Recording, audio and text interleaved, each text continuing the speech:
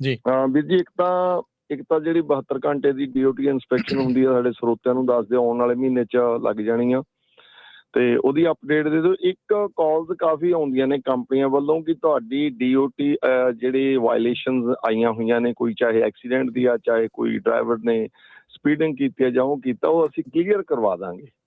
ਤੇ ਇਹਦੇ ਬਾਰੇ ਤੁਹਾਡੀ ਕੀ ਰਾਏ ਆ ਜੀ, ਤੇ ਕੀ ਇਹ ਇੱਕ ਫਰਾਡ ਆ ਜਾਂ ਕੁਛ ਇਸ ਤਰ੍ਹਾਂ ਦਾ ਹੁੰਦਾ ਜੀ? ਇੱਕ ਤਾਂ ਇਹ ਕੁਐਸਚਨ 2 ਹੋ ਗਏ ਜੀ। ਇੱਕ ਮੈਂ ਚਲੋ ਪਹਿਲਾਂ ਇਹ 2 ਦਾ ਜਵਾਬ ਦੇ ਦਿਓ। ਹਾਂਜੀ। ਸੋ ਪਹਿਲੀ ਤਾਂ ਹੈਗੀ ਆ ਜੀ, ਜਿਹੜੀ ਆਪਣੇ 12 ਦਿਨ ਰਹਿ ਗਏ ਅੱਜ, ਜਿਹੜੀ 72 ਘੰਟੇ ਲੱਗਣੀ ਹੈਗੀ ਆ। ਨੈਕਸਟ ਵੀਕ 2 ਵੀਕ ਰਹਿ ਗਏ ਹੈਗੇ ਆ। 72 ਘੰਟੇ ਜਿਹੜੀ ਲੱਗਣੀ CVSA ਵੱਲੋਂ। ਸੋ ਉਹ ਜਿਹੜੀ ਆ ਉਹ ਆ ਰਹੀ ਹੈਗੀ ਆ। ਮੈਂ ਕੋਸ਼ਿਸ਼ ਕਰ ਰਿਹਾ ਸੀਗਾ ਕਿ ਨੈਕਸਟ ਵੀਕ ਇਹਦੀ ਅਨਾਊਂਸਮੈਂਟ ਕਰਾਂਗੇ, ਪਰ ਡੈਫੀਨੇਟਲੀ ਤੁਸੀਂ ਜੇ ਕਿਹਾ ਹੈਗਾ ਤਾਂ ਇਹ ਚੀਜ਼ ਜਿਹੜੀ ਆ ਇਹ ਜ਼ਰੂਰ ਕਰਨੀ ਚਾਹੀਦੀ ਆ। ਤੁਸੀਂ ਆਪਣਾ ਧਿਆਨ ਦਿਓ, ਕਿਉਂਕਿ ਮੋਸਟਲੀ ਜਿਹੜਾ CVSA ਦਾ ਜਿਹੜਾ ਹੁੰਦਾ ਆ, ਚੈੱਕ ਹੁੰਦਾ ਆ, ਉਹ ਤੁਸੀਂ ਜਿਹੜਾ ਆ ਉਹ ਉੱਦਣ ਤੁਸੀਂ ਕੰਮ ਹੀ ਨਹੀਂ ਕਰਦੇ, ਸਟਾਪ ਕਰ ਜਾਂਦੇ ਆ। ਪਰ ਇੱਦਾਂ ਦੀ ਕੋਈ ਚੀਜ਼ ਨਹੀਂ ਹੋਣੀ ਚਾਹੀਦੀ। ਜੇ ਤੁਸੀਂ ਕੰਮ ਠੀਕ ਕਰ ਰਹੇ ਹੈ ਅਤੇ ਇਹ ਜਿਹੜਾ ਕੰਮ ਹੈ ਇਹਦੇ ਵਿੱਚ ਕੋਈ ਡਰਨ ਵਾਲੀ ਗੱਲ ਨਹੀਂ ਹੋਣੀ ਚਾਹੀਦੀ। ਦੂਸਰੀ ਗੱਲ ਹੈਗੀ ਆ ਜੀ, ਜਿਹੜੀ ਰਿਪੋਰਟਸ ਦੇ ਉੱਤੋਂ ਕਲੀਅਰੈਂਸ ਹੈਗੀ ਆ। ਸੋ ਕੰਪਨੀ ਇੱਕ ਹੈਗੀ ਆ ਜੀ, ਉਹ ਬਹੁਤ ਸਾਰੀ ਡਰਾਈਵਰਸ ਨੂੰ ਵੀ ਕਾਲਾਂ ਕਰ ਰਹੀ ਹੈ, ਕੰਪਨੀਆਂ ਨੂੰ ਵੀ ਕਾਲਾਂ ਕਰ ਰਹੀ ਆ, ਐਂਡ ਉਹ US ਦੇ ਵਿੱਚੋਂ ਨਹੀਂ ਹੈਗੇ। AAA ਪ੍ਰੋਟੈਕਟ ਕੰਪਨੀ ਦਾ ਨਾਂ ਹੈਗਾ ਆ ਜੀ।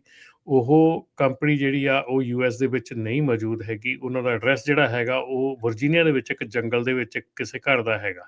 ਸੋ ਉਹਨਾਂ ਨੂੰ ਮੈਂ ਬਾਰ-ਬਾਰ ਇਹ ਚੀਜ਼ ਕਹਿ ਚੁੱਕਾ, ਕਈ ਵਾਰੀ ਮੈਨੂੰ ਕਾਲ ਕਰਨ ਨੂੰ ਨਹੀਂ ਹਟਦੇ। ਮਤਲਬ ਮੈਂ ਬਾਰ-ਬਾਰ ਉਹਨਾਂ ਨੂੰ ਇਹ ਚੀਜ਼ ਕਹਿ ਹਟਿਆ ਵੀ ਤੁਸੀਂ ਹਟ ਜਾਓ, ਇਹ ਚੀਜ਼ ਨਾ ਕਰੋ। ਕੱਲ੍ਹ 2 ਡਰਾਈਵਰ ਵੀ ਆਏ ਸੀਗੇ, ਉਹਨਾਂ ਦੀਆਂ ਪਲੈਨਸ ਵੀ ਚੱਲ ਰਹੀਆਂ ਹੈਗੀਆਂ, 40-40, $50-50 ਲੈ ਰਹੇ ਹੈਗੇ ਆ, ਪਰ ਉਹਨਾਂ ਦੀ ਕੋਈ ਟਿਕਟ ਜਿਹੜੀ ਆ ਉਹ ਕਲੀਅਰ ਨਹੀਂ ਹੋ ਰਹੀ ਹੈਗੀ, ਨਾ ਹੀ ਹੁੰਦੀ ਹੈਗੀ ਆ। ਸੋ AAA ਪ੍ਰੋਟੈਕਟ ਕਰਕੇ ਆ। ਹਾਂਜੀ, AAA ਪ੍ਰੋਟੈਕਟ ਕਰਕੇ ਕੰਪਨੀ ਹੈਗੀ ਆ। ਸੋ ਜੇ ਤੁਹਾਨੂੰ ਉਹ ਕਾਲ ਕਰਦੇ ਹੈਗੇ ਤੋਂ ਆ ਰਹੀ ਆ ਵੀਰ ਜੀ। ਹਾਂਜੀ, ਹੋਰ ਵੀ ਕੰਪਨੀਆਂ ਤੋਂ ਆ ਰਹੀ ਹੈ ਜੀ। ਹੋਰ ਵੀ ਆ ਰਹੀ ਆ, ਪਰ ਇਹ ਜਿਹੜੇ ਹੈਗੇ ਆ ਰਹੀ ਆ ਜੀ। ਇਹ ਜਿਹੜੀ ਕੰਪਨੀ ਹੈਗੀ ਆ, ਇਹ ਕੰਪਨੀ ਜਿਹੜੀ ਆ ਉਹਦੇ ਬੈਕਗਰਾਊਂਡ ਜਿਹੜੀ ਆ, ਬੈਕ ਐਂਡ ਜਿਹੜਾ ਹੈਗਾ ਉਹ ਪਾਕਿਸਤਾਨ 'ਚ ਹੈਗਾ। ਸੋ ਉਹ ਕਾਲ ਕਰਦੇ ਹੈਗੇ ਆ, ਉਹ ਬਹੁਤ ਜ਼ਿਆਦਾ ਮਤਲਬ ਇਸ ਵੇਲੇ ਮੇਰੇ ਕੱਲ੍ਹ 2 ਬੰਦੇ ਆਏ ਹੈਗੇ ਜਿਨ੍ਹਾਂ ਨੇ ਦਿਖਾਇਆ ਹੈਗਾ ਉਹਨਾਂ ਦੇ ਪੈਸੇ ਚਾਰਜ ਹੋ ਰਹੇ ਆ, ਪਰ ਉਹਨਾਂ ਦੀ ਟਿਕਟਾਂ ਕੋਈ ਮਾਫ ਨਹੀਂ ਹੋ ਰਹੀਆਂ। ਸੋ ਇੱਥੇ ਮੈਂ ਗੱਲ ਕਰਦਾ ਕਿ ਜਿਹੜਾ ਤੁਹਾਡਾ ਟਿਕਟਸ ਹੈਗੀਆਂ ਜਾਂ ਤੁਹਾਡੇ ਜਿਹੜੀਆਂ ਸਕੋਰ ਤੇ ਤੁਹਾਡੇ CSA ਸਕੋਰਸ ਹੈਗੇ ਆ ਜਾਂ ਕੁਛ ਵੀ ਹੈਗਾ, ਇਹਦੇ ਵਿੱਚ ਇਹ ਬੜੀਆਂ ਪ੍ਰੋਪਰ ਢੰਗ ਦੇ ਨਾਲ ਫਾਈਟ ਕੀਤੀਆਂ ਜਾ ਸਕਦੀਆਂ। ਇਹਦਾ ਇਹ ਨਹੀਂ ਹੈਗਾ ਕਿ ਫਾਈਟ ਨਹੀਂ ਕੀਤੀਆਂ ਜਾ ਸਕਦੀਆਂ, ਫਾਈਟ ਕੀਤੀਆਂ ਜਾ ਸਕਦੀਆਂ। ਇਹਦੇ ਵਿੱਚ ਬਹੁਤ ਪ੍ਰੋਬਲਮਸ ਇੱਥੇ ਆਉਂਦੀਆਂ ਕਿ ਜਦੋਂ ਕਿਸੇ ਕੰਪਨੀ ਨੂੰ ਟਿਕਟ ਮਿਲਦੀ ਆ, ਗਲਤੀ ਇੱਕ ਹੁੰਦੀ ਆ ਉਹਦੇ ਤੇ ਇਹਨੂੰ ਜਿਹੜੀ ਆਪਣੀ ਲਾਅ ਇਨਫੋਰਸਮੈਂਟ ਦੀ ਵਰਡਿੰਗ ਦੇ ਵਿੱਚ ਕਹਿੰਦੇ ਆ ਸਟੈਕ ਅਪ ਟਿਕਟਸ, ਬਈ ਸਟੈਕ ਅਪ ਕਰਤੀਆਂ, ਵੀ ਇੱਕ ਦੇ ਉੱਤੇ ਵਾਇਲੇਸ਼ਨ ਦੇ ਕੇ ਸਟੈਕ ਅਪ। ਹੁਣ ਉਹ ਇੱਕੋ ਵਾਇਲੇਸ਼ਨ ਹੈਗੀ, ਉਹਦੀਆਂ ਕਈ ਰੰਗ ਰੂਪ ਦੇ ਵਿੱਚ ਉਹਦੀਆਂ ਸਟੈਕ ਅਪ ਵਾਇਲੇਸ਼ਨ ਹੁੰਦੀਆਂ। ਉਹ ਸਟੈਕ ਅਪ ਵਾਇਲੇਸ਼ਨ ਜਿਹੜੀਆਂ ਉਹ ਰਿਮੂਵ ਹੋ ਜਾਂਦੀਆਂ। ਸੋ ਬਹੁਤ ਚੀਜ਼ਾਂ ਜਿਹੜੀਆਂ ਹੋ ਸਕਦੀਆਂ, ਪਰ ਜੇ ਪ੍ਰੋਪਰ ਢੰਗ ਦੇ ਨਾਲ ਕੀਤੀਆਂ ਜਾਣ, ਪ੍ਰੋਪਰ ਕੰਪਨੀ ਪ੍ਰੋਪਰ ਚੀਜ਼ ਕੀਤੀ ਜਾਵੇ ਤਾਂ ਡੈਫੀਨੇਟਲੀ ਜਿਹੜੀਆਂ ਤੁਹਾਡੀਆਂ CSA ਸਕੋਰ ਆ ਉਹ ਟਿਕਟਸ ਫਾਈਟ ਹੁੰਦੀਆਂ।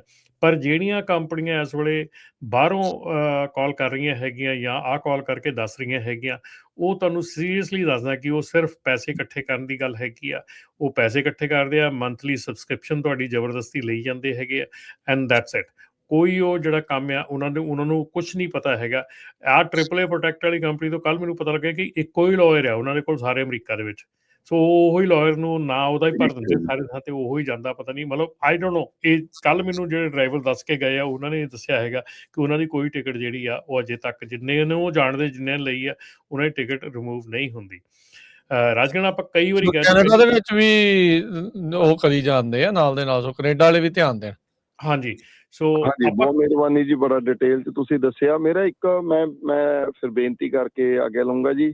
ਇੱਕ ਬੇਨਤੀ ਕਰਨੀ, ਆਪਾਂ ਕੈਨੇਡਾ ਦੀ ਜ਼ਿਕਰ ਕੀਤਾ ਰਾਜਕਰਨ ਜੀ ਨੇ। ਕੈਨੇਡਾ ਤੋਂ ਇੱਕ ਵੀਡੀਓ ਵਾਇਰਲ ਹੋਈ ਹੈ ਜਿੱਥੇ ਇੱਕ ਟਰੱਕ ਡਰਾਈਵਰ ਤੇ ਓਨਰ ਦੇ ਵਿੱਚ ਲੜਾਈ ਹੋਈ ਆ, ਜਿਹਦੇ ਵਿੱਚ ਪੇ ਰੋਲ ਨੂੰ ਲੈ ਕੇ ਕੋਈ ਇਸ਼ੂ ਸੀਗਾ।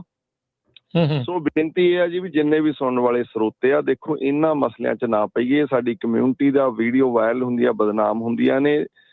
ਜੇ ਤੁਹਾਡੀ ਪੇਰੋਲ ਨਹੀਂ ਦੇ ਰਹੀ, ਤੁਹਾਡੇ ਕੋਲੇ ਲੀਗਲੀ ਹੱਕ ਹੈਗਾ ਕਿ ਤੁਸੀਂ ਆਪਣਾ ਜਾ ਕੇ ਕੋਰਟ ਦੇ ਵਿੱਚ ਕੇਸ ਫਾਈਲ ਕਰੋ। ਤੁਹਾਨੂੰ ਜਿੱਦਾਂ ਵੀ ਹੋਊਗਾ ਮਿਲ ਜਾਣੀ ਹੈ ਜੇ ਤੁਸੀਂ ਲੀਗਲ ਕੰਮ ਕੀਤਾ ਹੋਇਆ।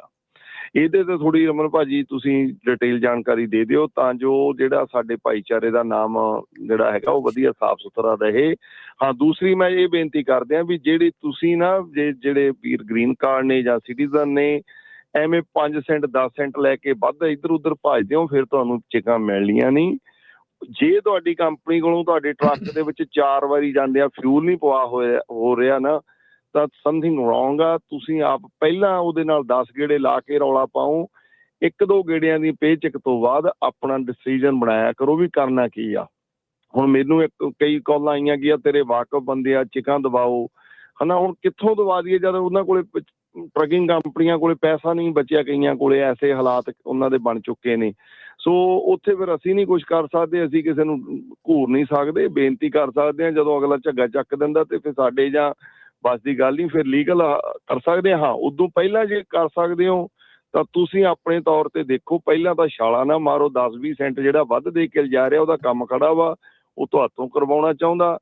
ਦੂਸਰਾ, ਜੇ ਤੁਹਾਡੀਆਂ ਪੇਚਕਾਂ 1 ਜਾਂ 2 ਜਿੰਨਾ ਵੀ ਸਰਕਲ ਚੱਲਦਾ ਉਦੋਂ ਵੱਧ ਰੁਕ ਰਹੀਆਂ ਨੇ ਤਾਂ ਤੁਹਾਨੂੰ ਰੈੱਡ ਫਲੈਗ ਆ, ਤੁਸੀਂ ਉਹਨੂੰ ਚੈੱਕ ਕਰ ਲਓ। ਬਿਲਕੁਲ ਸਹੀ। ਰਮਨ ਭਾਜੀ ਮਾੜੀ ਜੀ ਡਿਟੇਲ ਦੇ ਦਿਓ ਜੀ। ਧੰਨਵਾਦ ਜਗਰੂਪ ਭਾਜੀ, ਮਿਹਰਬਾਨੀ। Thank you. ਬਿਲਕੁਲ ਜੀ, ਇਹ ਜਿਹੜੀ ਘਟਨਾ ਵਾਪਰੀ ਹੈਗੀ ਆ, ਇਹ ਅਗੇਨ ਕਿ ਬੰਦਾ ਜਿਹੜਾ ਉਸ ਆਫਿਸ 'ਚ ਗਿਆ ਹੈਗਾ ਉਹਦੇ ਬਾਰੇ ਦੇ ਵਿੱਚ ਪਤਾ ਲੱਗਾ ਹੈਗਾ ਕਿ ਉਹਦੀਆਂ ਕਾਫੀ ਵੀਡੀਓਜ਼ ਪਹਿਲਾਂ ਵੀ ਵਾਇਰਲ ਹੋਈਆਂ ਹੈਗੀਆਂ ਜਿੱਥੇ ਕਿ ਉਹ ਪੁਲਿਸ ਵਾਲਿਆਂ ਨਾਲ ਝਗੜਦਾ ਹੈਗਾ, ਜੋ ਟਿਕਟ ਦਿੰਦੇ ਹੈਗੇ, ਗਾਲਾਂ ਕੱਢਦਾ ਹੈਗਾ, ਕਾਫੀ ਕੁਛ ਕਰਦਾ ਹੈਗਾ।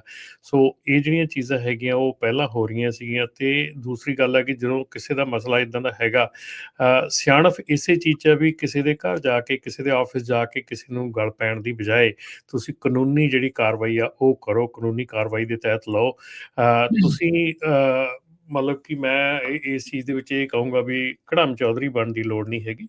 ਬਈ ਤੁਸੀਂ ਜਿਹੜਾ ਕੰਮ ਤੁਸੀਂ ਇਹ ਕੋਈ ਇੰਡੀਆ ਤਾਂ ਹੈ ਨਹੀਂ ਗਾ ਵੀ ਜਿੱਥੇ ਤੁਸੀਂ ਡਾਂਗ ਲੈ ਕੇ ਚਲੇ ਜਾਓਗੇ। ਔਰ ਖਾਸ ਕਰਕੇ ਕੈਨੇਡਾ ਦੇ ਵਿੱਚ ਅੱਜ ਕੱਲ੍ਹ ਬਹੁਤ ਹੀ ਚੱਲਿਆ ਹੋਇਆ ਕਿ ਤੁਸੀਂ ਲੋਕਾਂ ਦੇ ਘਰਾਂ ਦੇ ਅੱਗੇ ਜਾ ਕੇ ਮਤਲਬ ਕਿ ਪ੍ਰੋਟੈਸਟ ਕਰਦੇ ਹੈਗੇ ਆ, ਦਫ਼ਤਰਾਂ ਦੇ ਅੱਗੇ ਪ੍ਰੋਟੈਸਟ ਕਰਦੇ ਹੈਗੇ। ਤੁਹਾਡੇ ਕੋਲ ਲੀਗਲ ਸਿਸਟਮ ਹੈਗਾ, ਤੁਸੀਂ ਉਹਦੇ ਵਿੱਚ ਕਿਉਂ ਨਹੀਂ ਕੰਪਲੇਂਟ ਕਰਦੇ? ਆਪਣਾ ਲੇਬਰ ਡਿਪਾਰਟਮੈਂਟ ਜਾਓ, ਲੇਬਰ ਡਿਪਾਰਟਮੈਂਟ 'ਚ ਆਪਣੀ ਫਾਈਲ ਕਰੋ। ਫਿਰ ਇੱਥੇ ਉਹੀ ਗੱਲ ਆ ਜਾਂਦੀ ਆ ਕਿ ਲੀਗਲ ਕੰਮ ਕਿਹਨੇ ਕੀਤਾ, ਇਲੀਗਲ ਕੰਮ ਕਿਹਨੇ ਕੀਤਾ, 1099 ਕਿਹਨੇ ਲਿਆ, W2 ਕਿਹਨੇ ਲਿਆ।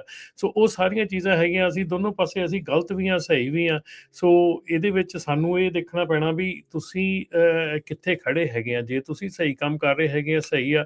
ਜਿੱਦਾਂ ਕਿ ਜਗਰੂਪ ਭਾਜੀ ਨੇ ਕਿਹਾ ਕਿ ਜੇ ਤੁਸੀਂ ਸਹੀ ਕੰਮ ਕਰਦੇ ਹੈਗੇ ਆ ਤੇ ਸਹੀ ਕੰਮ ਦਾ ਤੁਸੀਂ ਕੰਮ ਉਹਦਾ ਹੈਗਾ ਕੰਪਲੇਨ ਹੋ ਜਾਂਦੀ ਆ, ਫਿਰ ਉਹ ਸੌਖਾ ਤੁਸੀਂ ਜਿਹੜਾ ਉਹਨੂੰ ਜਾ ਸਕਦੇ ਹੈਗੇ ਆ, ਤੁਸੀਂ ਕੋਰਟ 'ਚ ਜਾ ਸਕਦੇ ਹੈਗੇ ਆ। ਤੇ ਬਾਕੀ ਇੱਕ ਹੋਰ ਚੀਜ਼ ਓਦਾਂ ਹੈਗੀ ਆ ਰਮਨ ਜੀ, ਇਸ ਤੇ ਇਹ ਕਹਿਣਾ ਚਾਹੁੰਦੇ ਵੀ ਕੈਨੇਡਾ ਦੇ ਕਾਨੂੰਨਾਂ ਨੂੰ ਲੈ ਕੇ ਤਾਂ ਉੱਥੇ ਢਿੱਲੇ ਹੀ ਆ। ਉਹ ਹੋ ਸਕਦਾ ਵੀ ਬੰਦੇ ਕਹਿੰਦੇ ਵੀ ਅੱਕੇ ਆ ਵੀ ਕਰਦੇ ਕਰਾਉਂਦੇ ਤੇ ਕੱਖ ਨਹੀਂ ਆ, ਫਿਰ ਆਪ ਹੀ ਫਿਰ ਵੀ ਮੈਂ ਅੰਡਰਸਟੈਂਡ ਕਰਦਾ, ਪਰ ਮੈਂ ਉਹ ਕਹਿ ਰਿਹਾ ਵੀ ਹੋ ਸਕਦਾ ਵੀ ਇਹ ਸੋਚ ਦੇ ਨਾਲ ਜਿਹੜਾ ਉਹ ਉਧਰ ਨੂੰ ਜਿਹੜੇ ਚੱਲ ਜਾਂਦੇ ਹੁੰਦੇ, ਆਪਣੇ ਨਹੀਂ ਏਦਾਂ ਦੀਆਂ ਹੁੰਦੀਆਂ। ਸੋ ਇਹ ਚੀਜ਼ ਦਾ ਫਰਕ ਹੁੰਦਾ। ਇਹ ਆਪਣੇ ਅਮਰੀਕਾ 'ਚ ਨਹੀਂ ਏਦਾਂ ਦੀਆਂ ਜਿਹੜੀਆਂ ਘਟਨਾਵਾਂ ਬਹੁਤ ਘੱਟ ਨੇ। ਸ਼ੁਕਰ ਦੀ ਗੱਲ, ਪਰ ਇੱਥੇ ਵੀ ਕਾਫੀ ਚੱਲ ਰਹੀਆਂ ਹੈਗੀਆਂ ਰਾਜਕੀਰ, ਇੱਥੇ ਵੀ ਬਹੁਤ ਕੁਝ ਹੋ ਰਿਹਾ ਹੈਗਾ। ਨਹੀਂ, ਪਰ ਇਹ ਆ ਵੀ ਹਾਂ ਵੀ ਜਿਹੜਾ ਉਹ ਸਾਰੀਆਂ ਚੀਜ਼ਾਂ ਦੇ ਵਿੱਚ ਜਿਹੜਾ ਇੱਕ ਮੇਨ ਵਰਡ ਆ ਨਾ ਲੀਗਲ ਵਾਲਾ, ਵੀ ਕਿੱਦਾਂ ਜਿਹੜਾ ਉਹ ਚੱਲੇ ਆ ਤੇ ਕਿਵੇਂ ਹੋਇਆ ਆ। ਤਾੜੀ 2 ਹੱਥਾਂ ਨਾਲ ਵੱਜੀ ਆ ਕਿ 1 ਹੱਥ ਨਾਲ ਵੱਜੀ ਤਾਂ ਨਹੀਂ ਹੋਇਆ ਕਦੀ ਵੀ 1 ਹੱਥ ਨਾਲ। ਤੇ ਪਰ ਇਹ ਆ ਵੀ ਉਹ ਧਿਆਨ ਜਿਹੜਾ ਉਹ ਰੱਖਣਾ ਜਿਹੜਾ ਉਹ ਚਾਹੀਦਾ।